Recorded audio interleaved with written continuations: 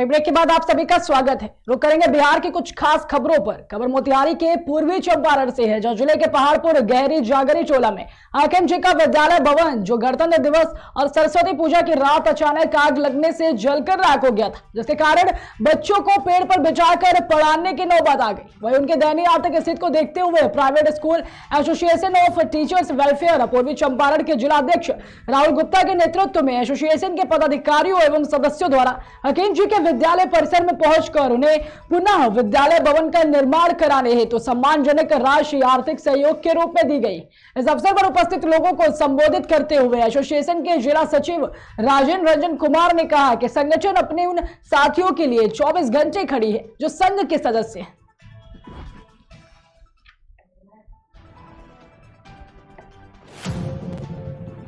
खबर केसरिया के पूर्वी चंपारण से है, जहां आगामी 15 फरवरी को होने वाले मुख्यमंत्री समाधान यात्रा को लेकर केसरिया बौद्ध स्तूप करोड़ों की लागत से बनकर तैयार कैफेटेरिया सहित साफ सफाई व मेंटेनेंस का कार्य युद्ध स्तर पर जारी है। वही कैफेटेरिया में बने पहुंच पथ पर पुनः नए पिच का निर्माण कार्य चल रहा है। बता दें कि कैफेटेरिया की साफ सफाई, रंग रोगन, लाइटिंग सहित अन्य सुविधाओं का कार्य युद्ध स्तर पर है।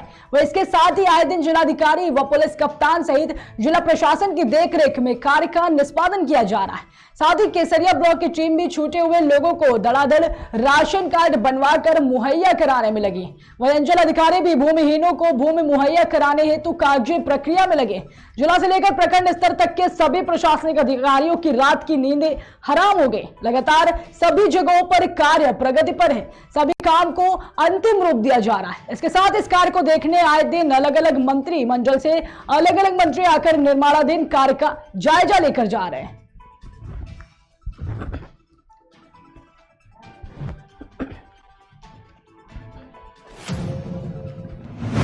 मुजफ्फरपुर में फाइलेरिया उन्मूलन के लिए चलाए जाने वाले सर्वजन दवा सेवन के तहत आईजी अभियान की शुरुआत शुक्रवार को समाहरणालय सभागार में हुई, जिसमें जिला प्रशासन, जिला स्वास्थ्य समिति और centre for advocacy and research के सहयोग से कार्यक्रम का शुभारंभ किया गया। यह मीडिया कार्यशाला के दौरान जिलाधिकारी प्रणव कुमार और उप विकास आयुक्त आशुतोष द्विवेदी ने फाइलेरिया रोधी दवा की खुराक खाकर इसे सुरक्षित बताया है। आपको बता दें कि 14 दिनों में 58 लाख लोगों को दवा खिलाने का लक्ष्य तैयार किया गया है।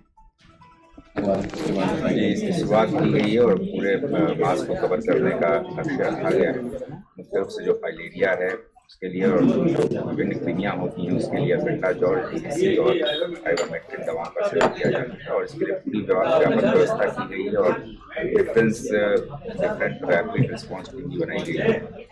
और मैं बता दूं कि दवाओं का जो सेवन करना है वो हाइट के हिसाब से और एज सापेक्ष करना है। उसके लिए सभी ANM को, सभी आशाओं को किया गया है।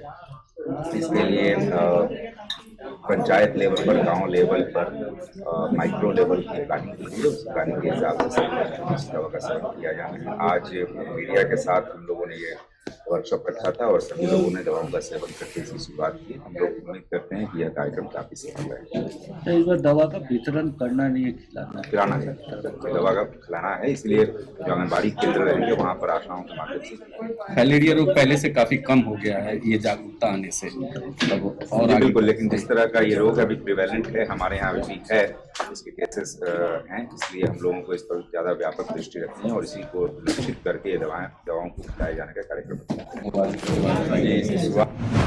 बिहार के मोतिहारी पूर्वी चंपारण जिले के SSB कैंप कोरिया में बेरोजगार युवक युवतियों के लिए 30 दिवसीय कौशल विकास कार्यक्रम का आयोजन किया गया है। ये कार्यक्रम 31वीं बटालियन सशस्त्र सीमा बल मोतिहारी की सहभागिता में किया गया। कार्यक्रम का शुभारंभ विधायक प्रमोद सिन्हा, बिहार विधानसभा क्षेत्र रक्सौल, दिव्यरंजन सिंह, कमार अधिकारी, 31वीं वाहिनी सशस्त्र सीमा बल की मौजूदगी में किया गया।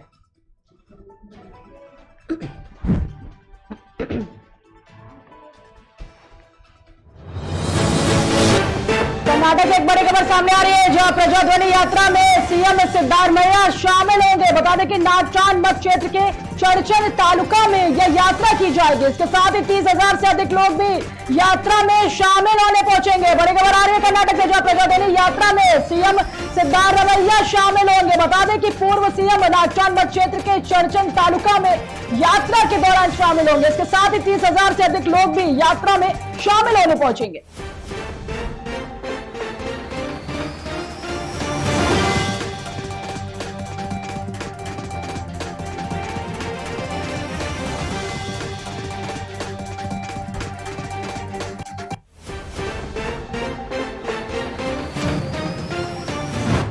मोतिहारी पूर्वी चंपारण जिले के रामगढ़वा में दिनांक 10 फरवरी 2023 को प्राथमिक स्वास्थ्य केंद्र रामगढ़वा अंतर्गत सभी गांव टोला में फाइलेरिया उन्मूलन कार्यक्रम का शुभारंभ किया गया, जिसमें प्रखंड स्तर पर प्रखंड विकास पदाधिकारी व उप प्रमुख के द्वारा दवा खाकर कार्यक्रम का उद्घाटन किया गया।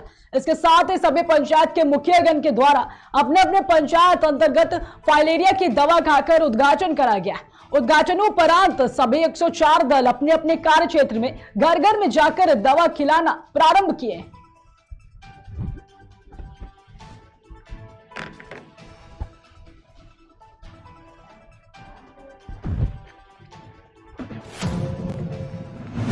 भागलपुर के ऐतिहासिक कुप्पा घाट में 10 फरवरी को अखिल भारतीय संत मत सत्संग महासभा कार्यक्रम का आयोजन किया गया, जैसे महर से महेश आश्रम कुप्पा घाट भागलपुर द्वारा भव्य लोकार्पण कर कार्यक्रम का आयोजन किया गया। आपको बता दें कि इस कार्यक्रम में सौंदर्यीकरण सदगुरु निवास का लोकार्पण किया गया। साथ ही संघ संचालक मोहन भागवत राजधानी एक्सप्रेस से नौगछिया स्टेशन पहुंचे। नौगछिया स्टेशन पहुंचते ही लोगों ने उनका फूल माला व पुष्पगुच्छ देकर भव्य स्वागत किया है। उसके बाद वह नौगछिया से विक्रमशिला पुल होते हुए भागलपुर के कुप्पा घाट पहुंचे।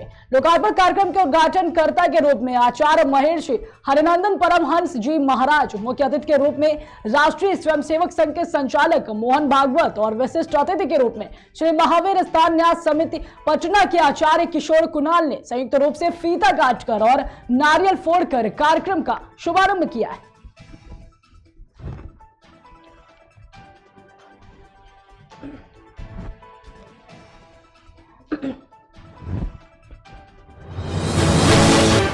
दिल्ली से एक बड़ी खबर सामने आ रही है, जब सपा महासचिव प्रोफेसर राम गोपाल यादव का बयान सामने आया है। बता दें कि इन्वेस्टर समिट में बड़े बड़े दावे किए गए थे, लेकिन कोई काम धरातल पर नहीं दिखा है। राम गोपाल ने अपने बयान में कहा है, जहां पर जीआईएस 2023 का भी सच जल्दी सामने आ जाएगा। बड़ी खबर और बड़ी आराम खबर दिल्ली से सामने आ रही है, जहां पर सपा महासचिव प्रोफेसर राम गोपाल यादव ने बयान दिया है। उन्होंने अपने बयान में कहा है कि इन्वेस्टर समिट में बड़े बड़े दावे किए गए थे, लेकिन कोई भी काम धरातल पर नहीं दिखा है। इसके साथ ही जीआईएस 2023 का भी सच जल्दी सामने आ जाएगा।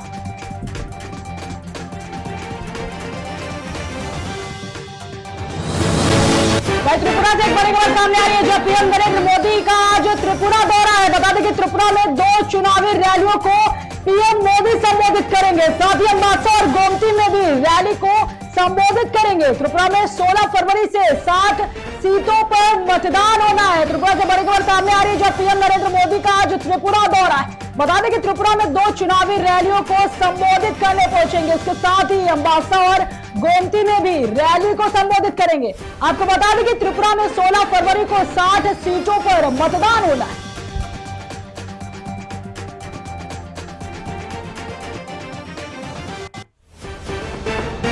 रुद्रप्रयाग से बड़ी खबर सामने आ रही है, जहां केदारनाथ धाम में बर्फबारी अभी भी जारी है। बता दें कि 4 फीट से अधिक अभी तक बर्फबारी हो चुकी है। बर्फबारी के चलते निर्माण कार्य को बंद कर दिया गया है। रुद्रप्रयाग से बड़ी खबर सामने आ रही है, जहां केदारनाथ धाम में भारी बर्फबारी जारी है। 4 फीट से अभी तक अधिक बर्फबारी हो चुकी है। इसके साथ ही बर्फबारी के चलते सारे निर्माण कार्य को बंद करवा दिया गया है।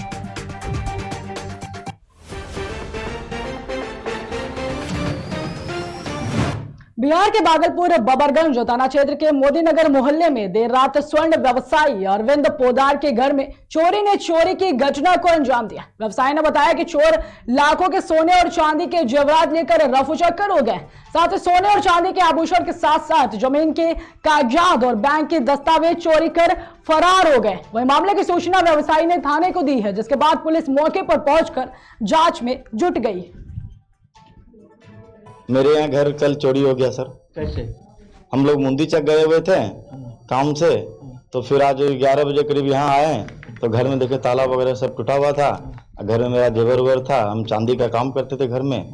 मेरा 2 किलो चांदी लेके चला गया। मेरा परिवार का 30 ग्राम गोल्ड का जेवर था, सब कुछ गोदरेज से तोड़ के चला गया। कैश भी था? कैश वगैरह नहीं था सर। कितना का लगभग चोरी हो गया? करीब 3 लाख रुपया का। जमीन का फिर जमीन का पेपर वगैरह सब चला गया, और फिर बैंक का भी मेरा 1-2 पासबुक वगैरह था, सब लेके चला गया। जी हाँ। का भी बॉन्ड था वो भी थाना कितना दूर है? थाना सर बगल में ही है, ज्यादा दूर नहीं है, 200 किलोमीटर।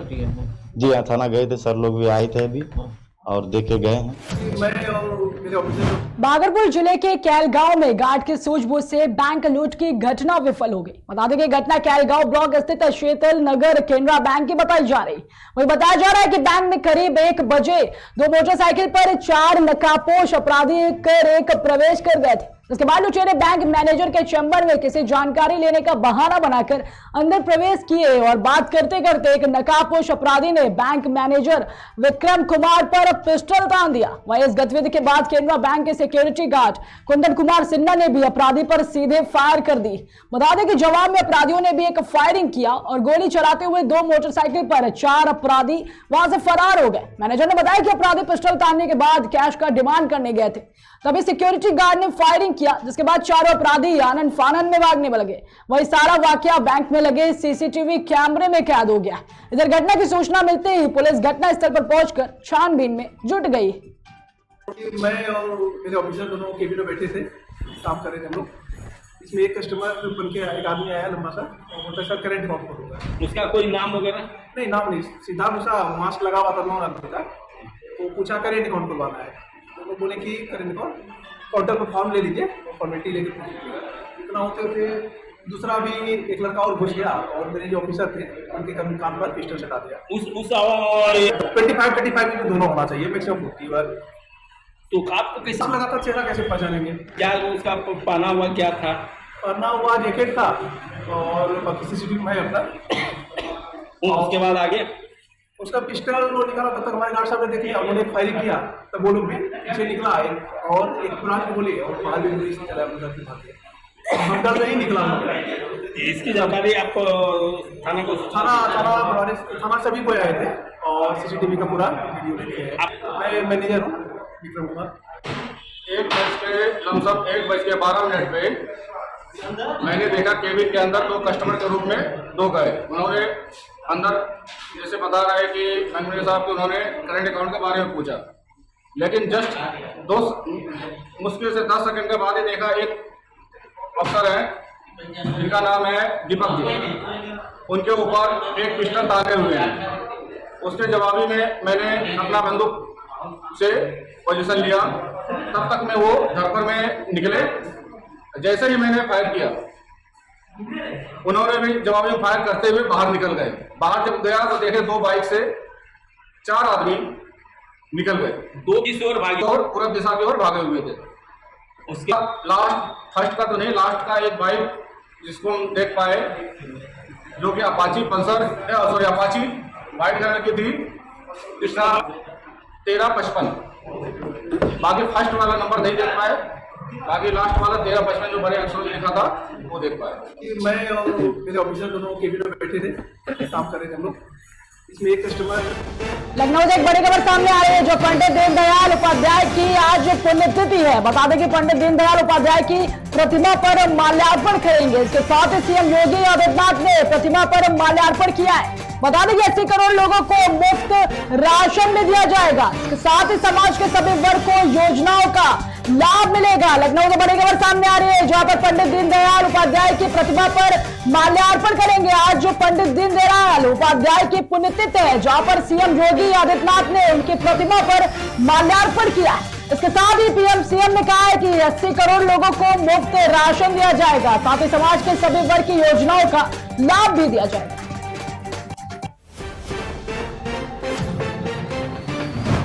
भागलपुर में बिहार के मुख्यमंत्री नीतीश कुमार समाधान यात्रा के दौरान भागलपुर पहुंच रहे हैं। वहीं सुरक्षा को लेकर भी वरीय पुलिस अधीक्षक के द्वारा लगातार घूम कर मुख्यमंत्री के दौरे स्थल का जायजा लिया जा रहा है। इस दौरान वरीय पुलिस अधीक्षक समीक्षा भवन पहुंचे और यहां पर सुरक्षा को लेकर की गई तैयारियों का जायजा लिया। वरीय पुलिस अधीक्षक के द्वारा सीटिंग अरेंजमेंट सहित सुरक्षा के दृष्टिकोण से किस तरह की व्यवस्था की जानी है, इसको लेकर भी जायजा लिया गया। उन्होंने बताया कि प्रोटोकॉल के आधार पर सुरक्षा के पुख्ता इंतजाम किए गए। वहीं अन्य जिलों से भी सुरक्षा बलों को बुलाया गया है। यहाँ पे भागलपुर में समाधान यात्रा प्रस्तावित है और उनके हेलीपैड और जितने भी कार्यक्रम स्थल है वहाँ का जितने भी वरीय पदाधिकारीगण हैं उनके द्वारा लगातार भ्रमण किया जा रहा है और जो जितने भी सुरक्षा व्यवस्था की आवश्यकता है उसके सिलसिले में जॉइंट ऑर्डर भी इशू किया गया है और बल और मजिस्ट्रेट की तैनाती की गई है और हम लोग कल की यात्रा के लिए पूरी तरह से तैयार हैं। हम लोग उसको अच्छे से कराएंगे। बाहर से भी बल बुलाए गए हैं? हाँ, बाहर से अगल बगल के जो इस रेंज के जिले हैं वहाँ से पुलिस उप महानिरीक्षक महोदय के द्वारा बल उपलब्ध कराया गया है। पुलिस मुख्यालय के द्वारा भी बल उपलब्ध कराया गया है, उनकी भी तैनाती की जा रही है। सिविल ड्रेस में भी लोग रहेंगे? वो लोग रहेंगे जो भी जो सिक्योरिटी का प्रोटोकॉल है, मुझे लगता है उसको सार्वजनिक नहीं किया जाना चाहिए, उस तरीके से हम लोग उसको करा रहे हैं।